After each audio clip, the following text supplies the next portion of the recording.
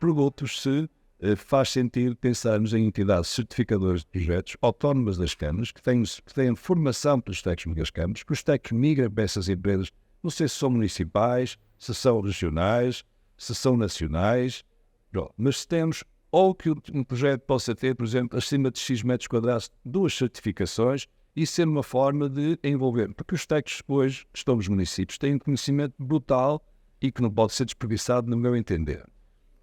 E passar, quer dizer, ora, eles não existem, quer dizer, porque eles estão lá só para cumprir o papel e fazer democracia. Não é verdade? Nós sabemos que esses técnicos têm imenso conhecimento, imensa informação, e o que falta muitas vezes é esta dificuldade da reação do público para o privado e adaptarem-se às dinâmicas. Hoje o Gaia pode estar mais à frente, assim pode ser Guanabara, às vezes pode ser Matosinhos, enfim. As dinâmicas territoriais são umas e as estruturas que estão presas às câmaras às vezes estão um bocadinho limitadas. E, por exemplo, temos o problema da Maia, que não tem jeito. Depois em Matosinhos, não sei o quê.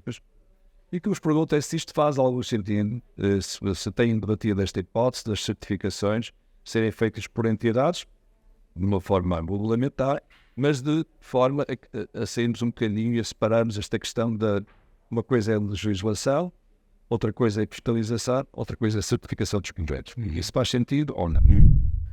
Há vários problemas. Para já, as autarquias, são 308, se não me engano, municípios. As assimetrias entre os municípios e a fragmentação é brutal. Sabemos que cerca só de 34% dos municípios estão atualmente habilitados com os seus técnicos para gerirem plataformas informatizadas. Portanto, está a ver, é uma minoria em relação ao resto. É verdade que são as autarquias principais onde se concentra o maior movimento. Por outro lado, sabe-se que existe toda esta a complexidade e a morosidade dos processos de aprovação. É uma coisa que se foi construindo ao longo dos anos e cada vez se foi piorando. E há imensas coisas que contribuem para isto, desde uma dispersão e uma hiperlegislação e regulamentação que se construiu e que não só ao fim percebe-se que não só não é eficaz porque é incoerente, a questão dos 2020 e tal diplomas sobre a questão da regulamentação urbanística, a diversidade de políticas entre os vários municípios também sobre a gestão urbana, tudo foi no sentido de acrescentar entropia ao processo. Construir este sistema é, por definição, um processo lento. E muitas vezes há um pouco a ilusão da parte do governo que, fazendo um decreto, no dia seguinte isto começa a funcionar. E não é verdade, porque isto implica reacerto de políticas e aqui entra o discurso da responsabilização. A posição da Ordem é muito clara, com certeza totalmente a favor da simplificação e da agilização dos processos, sem descurar a responsabilização dos processos. E a responsabilização dos processos não pode ser um tema exclusivamente dos projetistas. Porque, efetivamente, o processo da construção envolve responsabilidades, para já, que também começam nos próprios promotores, portanto, nos promotores imobiliários, nos clientes, também têm um papel de responsabilização que é importante. Os projetistas têm responsabilidade e os mediadores das leis também têm responsabilidades. Agora, há escalas diferentes de gerir estas responsabilizações. Quando põe a pergunta sobre a acreditação destes processos, a política que está em frente do processo que está a enfrentar é ainda no sentido de a decisão final ser centralizada na administração pública e, portanto, ser claramente pública. Mas nós temos, por exemplo, o exemplo da Espanha aqui ao lado, em que uma parte da acreditação do projeto é assumida diretamente pelas ordens. Você sabe que é a prática corrente em Espanha, um projeto que vai para licenciamento, ter uma análise prévia chamada revisão do projeto, que eu diria 70%, 80% das questões do projeto que têm a ver com a aplicação direta de regulamentos é revista por um corpos que existem dentro das próprias ordens, que implicam uma mobilização e um trabalho importante, que de resto é pago também, e que se traduz finalmente numa certificação em tudo o que diz este aspecto. Quando entra na autarquia, há 80% dos casos já estão revistos e certificados. Isto quase podia ser feito por outros agentes certificadores. Não tem sido essa a prática cá. Em Espanha, por exemplo, já há muitos anos que as ordens, os colégios fazem isto, mas o que eu queria dizer é que há sempre uma mediação que é feita pela entidade pública. Isto implica também fazer reajustes dentro das próprias autarquias e de quem faz o quê, e sobretudo quem coordena e como é que... O outro problema é quem coordena os vários agentes que aparecem aqui, porque hoje não é só as autarquias, é o património, é a CCDR, é não sei o quê, e, portanto, mas tudo isso são práticas que obviamente estão na ótica agora, aligeirar, a Ordem está fortemente apostada nisso, mas sabemos que é um processo que não vai ser resolvido num prazo muito curto, ou seja, há caminhos que podem ir sendo melhorados e quando a Associação dos Municípios diz que há aqui, a Associação dos Municípios sabe perfeitamente o grande problema das assimetrias brutais das autarquias, por exemplo, não é?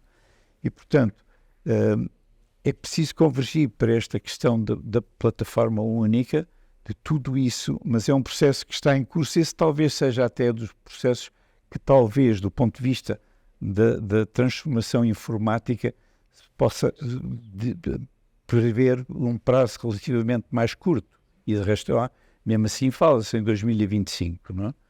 Mas isto é um caminho que vai ter que ser percorrido e eu não deixaria de fora a possibilidade da certificação não ser exclusiva da autoridade pública. Tem sido ao longo dos anos um tema que não tem sido capaz de se encontrar solução, digamos, no conjunto da sociedade, e eu gostaria de ouvir a tua opinião sobre isso, que é o tema dos licenciamentos. Está, digamos, prestes a ser aprovada uma lei que vai voltar a tocar no mesmo assunto, mas tende no sentido de uma espécie de responsabilização dos técnicos. O panorama a nível nacional, nós todos sabemos, portanto, há aqui uma grande diferença, pelo menos entre o interior e as grandes cidades, mas nas grandes cidades, Porto, a área metropolitana do Porto, todas as câmaras que a compõem, a área metropolitana de Lisboa, no Algarve, na zona, sobretudo nas zonas mais, mas o Algarve todo em geral, mas nas grandes câmaras igual. Portanto, estamos a falar muitas vezes de licenciamentos que passam os 2 anos, a média deve andar à volta de um ano e tal, quando a lei fala em tempos muito menores. Tem havido um grande esforço das câmaras ao longo dos anos de se modernizarem. Eu lembro nos anos 90 os processos, a pilha de processos que andavam de um lado para o outro e a dificuldade que havia e também todas as práticas às vezes que até menos corretas e o processo passava para cima e para baixo, etc. Temos que reconhecer que houve uma enorme evolução durante estes últimos 20 anos e que as coisas estão melhores, não estão piores. Estão melhores no sentido de haver uma maior transparência na forma como todo o processo é feito. Há muito mais gente envolvida, mas o que é certo é que nós não estamos a conseguir diminuir o tempo das aprovações de uma forma efetiva. Vê-se que nos últimos anos, ainda por cima agora com o novo paradigma que nos últimos 5 anos já começa a ser uma realidade, que é o BIM, as câmaras voltaram outra vez a ter que reinvestir, como os gabinetes, mas os gabinetes têm um bocadinho mais de flexibilidade e de capacidade de agirem mais rapidamente, porque as câmaras só para contratarem, processo de contratação pública, de formação, passará ano e meio entre ação e reação, e o que é certo é que o panorama é este. Portanto, pergunta, como achas que nós poderíamos melhorar este aspecto e o que é que pode fazer a Ordem dos Arquitetos no sentido de tentar contribuir para pelo menos melhorar a resolução deste problema, que é um problema muito grande para todos nós? É uma boa pergunta com várias implicações. Eu vou-te dar ali um exemplo, um problema que temos. Antes de meter o processo, nós temos que lidar com nós arquitetos, quando estamos a fazer uma construção, temos que lidar com 3 entidades relativamente a um imóvel. Temos que ir buscar a declaração das finanças, temos que ir buscar a caderneta predial e depois obter a licença de habitabilidade na Câmara de Reis. Em Portugal, há 3 entidades a assegurar sobre o mesmo imóvel. Significa que o documento único que se quer dos imóveis e que agora o BUPI está a tentar criar ainda nem sequer está consolidado. E, portanto, o que é que acontece?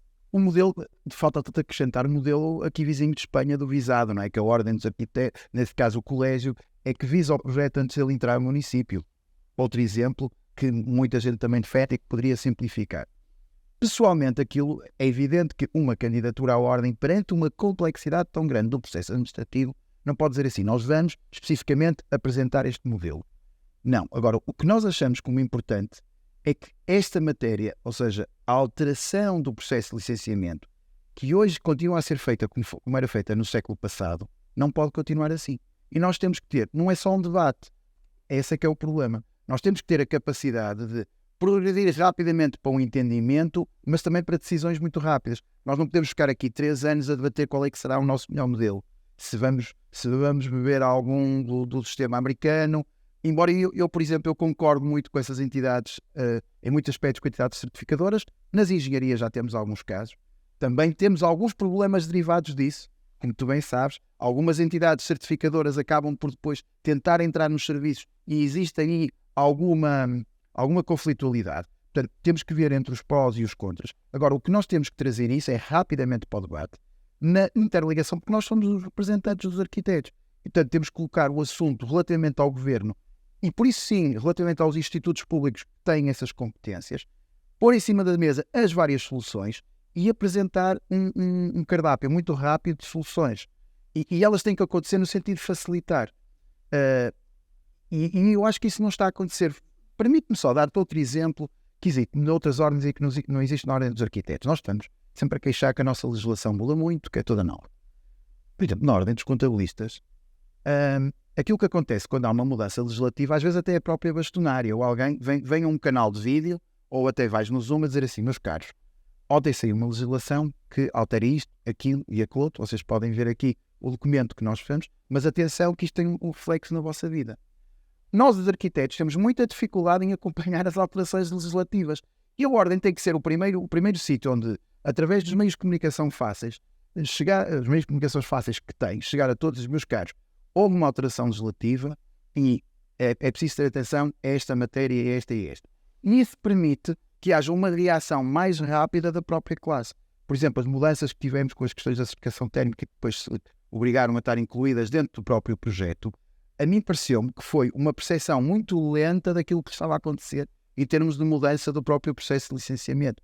E quando damos conta já não temos capacidade de reação porque a coisa já está propriamente tomada, decidida. Portanto, nesse sentido, se nós não conseguimos reagir à própria legislação que vai fazendo, a chamada atenção dos problemas que ela tem, muito menos estamos a fazer é a propor, a ser proativos no sentido de ver modelos alternativos. Eu acho que relativamente a várias matérias no âmbito da arquitetura e até da simplificação de procedimentos, nós devíamos estar a colocar, até porque o Governo está com dificuldades. Diga-se passagem que é uma coisa interessante, é que nota-se deste pacote mais habitação, desta alteração legislativa, que eles têm dificuldade em ter uma percepção clara do que é a vida, o cotidiano. Nós sentimos isso. Não estou a colocar que os ministros têm boas intenções, há uma boa intenção que ali está na simplificação de procedimentos, só que ela é feita geralmente no discurso jurídico e até curiosamente são advogados que estão a trabalhar nela. E acham que aquilo que eu tenho sempre dito é, nós não conseguimos ir para uma mudança estrutural no procedimento, na simplificação do procedimento, através de uma ferramenta jurídica apenas. Isso é impossível.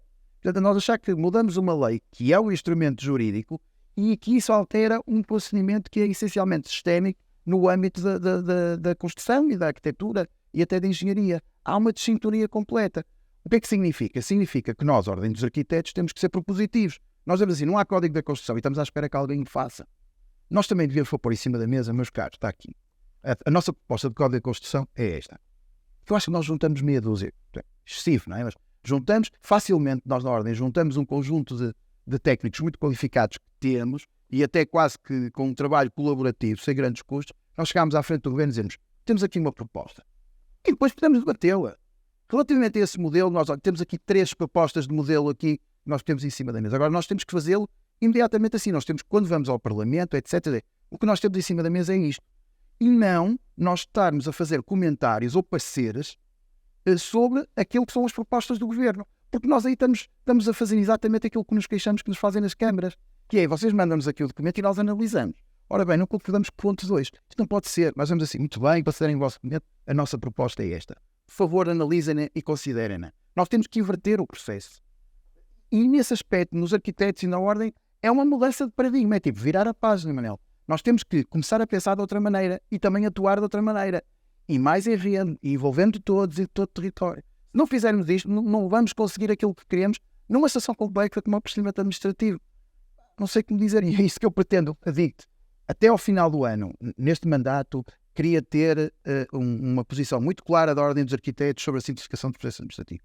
Posta em cima do governo, em cima da mesa, com propostas claras e a sair cá para fora, decididamente, o mais consensuais possível, não é? Evidentemente, e de certa maneira com consistência técnica. Mas isso é daquelas dos primeiros 100 dias.